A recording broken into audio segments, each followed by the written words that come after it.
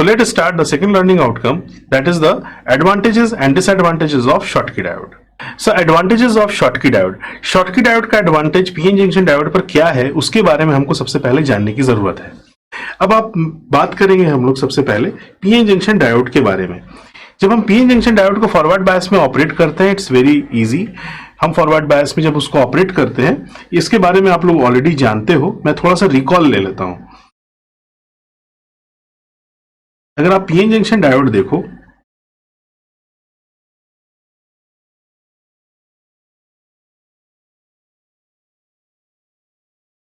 when input is forward bias, so there is a junction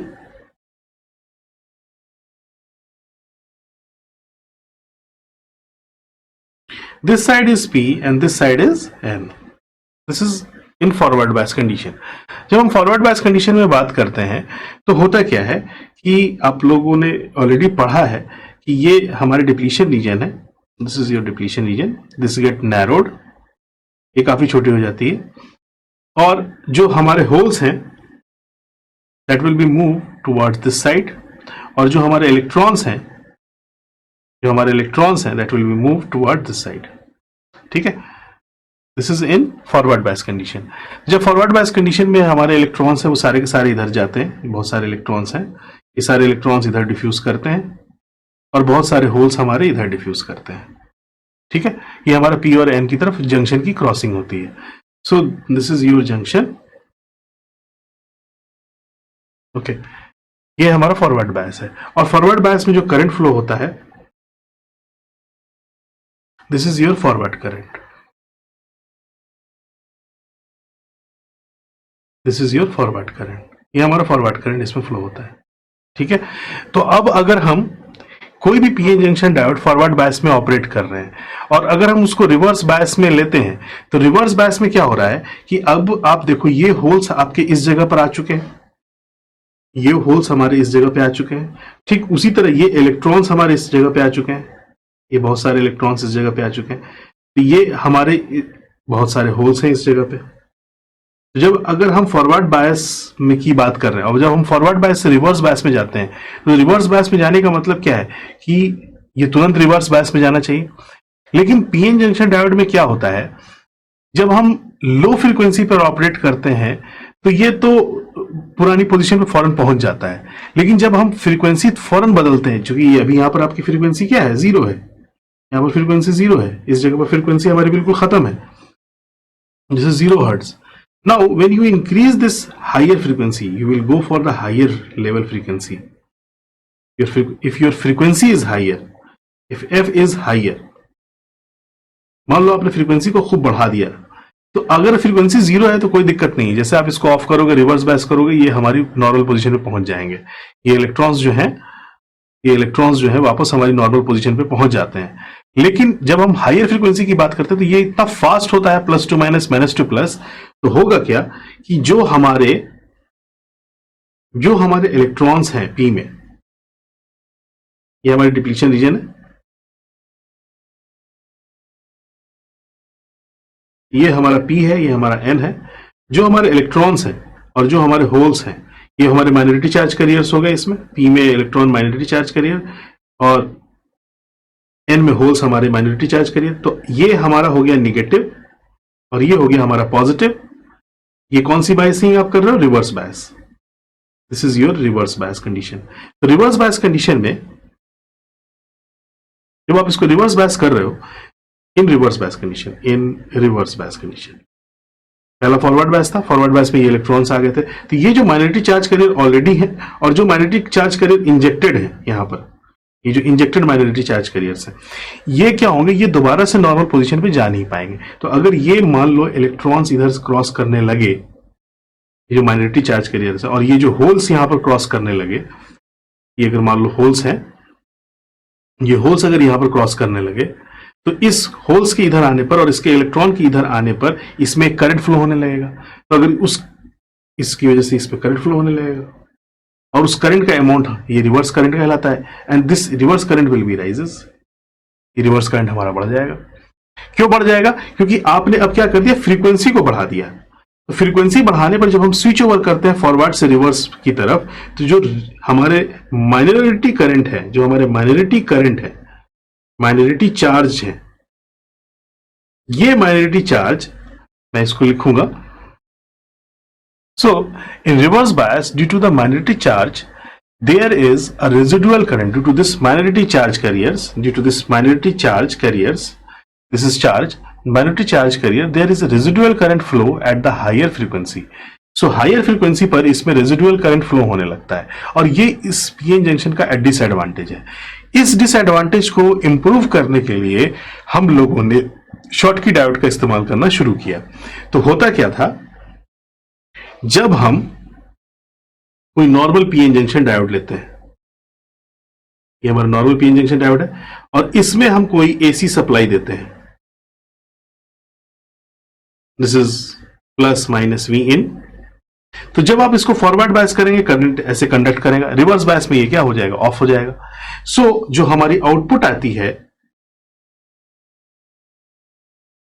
हमारी जो output आती है वो ऐसे आती है पॉजिटिव, फिर हमारी आउटपुट नहीं आती है, फिर ऐसे आती है. इस तरह से हमारी आउटपुट आती है. when frequency is low, when frequency is low, when f is low, this is the output when you get. Now when frequency is higher, when frequency is high, तो क्या होगा, इसकी जो वेव फॉर्म है वो बहुत तेज हो जाएगी, इस तरह से नजदीक हो जाएगी, ये बहुत फास्ट मूव करेगा. This is your input. तो अगर हम इसमें आउटपुट देखेंगे, तो जो हमको आउटपुट मिलेगी,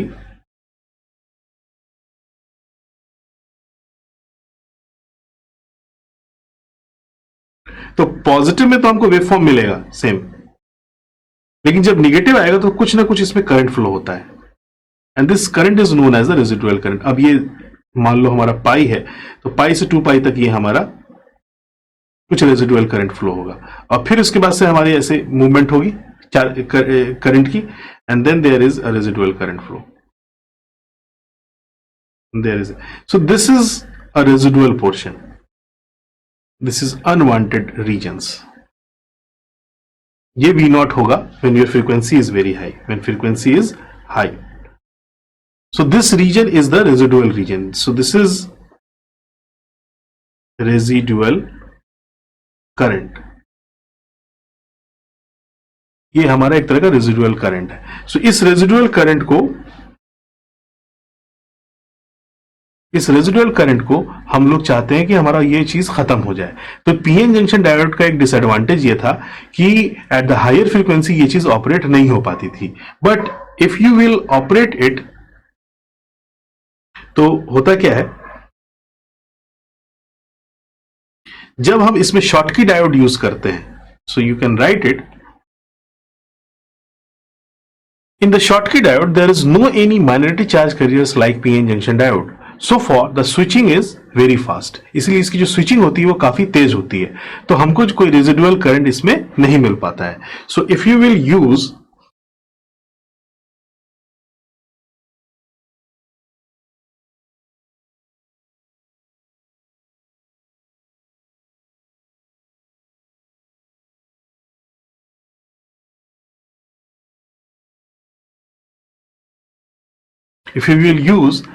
a Schottky diode to making a PN junction for a rectifier, this is your Vin, and there is a load.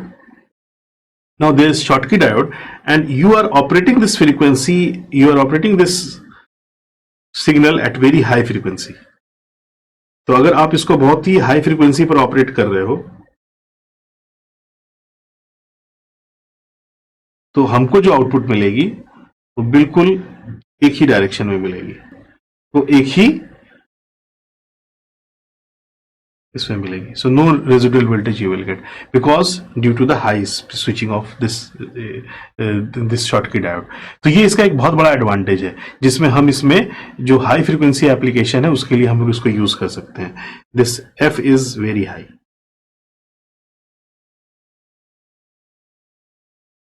Its frequency is very high. So for the high application, we can use it. So this is the one of the advantage of this Schottky diode. Schottky diode को हम लोग high frequency में इस्तेमाल करते हैं, microwave regions में इस्तेमाल करते हैं, इसलिए हम लोग इस तरह का ये चीज पाते हैं. इसको हम लोग बोलते हैं कि जो रिवर्स रिकवरी टाइम है, जो रिवर्स रिकवरी टाइम है Schottky डायोड में, वो बहुत ही ज्यादा, वो बहुत ही फास्ट होता है. जो रिवर्स रिकवरी टाइम है वो बहुत ही, मतलब एक तरह से बहुत ही कम हुआ. रिवर्स रिकवरी टाइम के बारे में ये बताया जाता है, अगर आपको मैं थोड़ा सा आइडिया दूं, रिवर्स रिकवरी टाइम जो होता है वो ये होता है कि अगर हम नॉर्मल पीएन जंक्शन डायोड की बात करें, अगर हम नॉर्मल, आप मेरी बात को ध्यान दीजिएगा, नॉर्मल पीएन जंक्शन की डायोड की बात करें तो लो फ्रीक्वेंसी पर ये ऐसे हमको आउटपुट दे रहा है. और जब हम रिवर्स बायस करते हैं, so this is your forward bias region, forward bias में ऐसे करंट हमारा फ्लो हो रहा है, दिस इज करंट. और रिवर्स बायस में क्या होगा कि थोड़ी देर तक हमारा करंट फ्लो होगा at high frequency, at high frequency. Forward bias region में ये चीज हमारी नॉर्मल ऑपरेट करेगी, रिवर्स बायस में ये चीज हमारा करंट इसमें फ्लो होगा. So this time is known as the storage time and then it will be decreases to zero.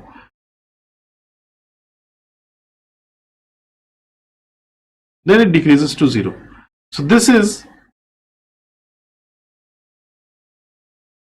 the TS time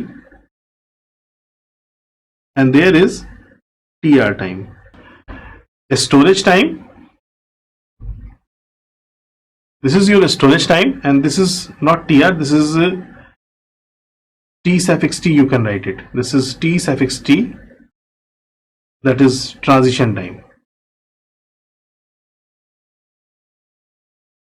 transition time. So total reverse recovery time है वो आपका TS plus TT होता है, यानी कि transition time, storage time plus transition time के बराबर होता है. ये पोर्शन हमारा क्या होना चाहिए, जीरो होना चाहिए. So this TR, this reverse recovery time is almost zero in Schottky diode.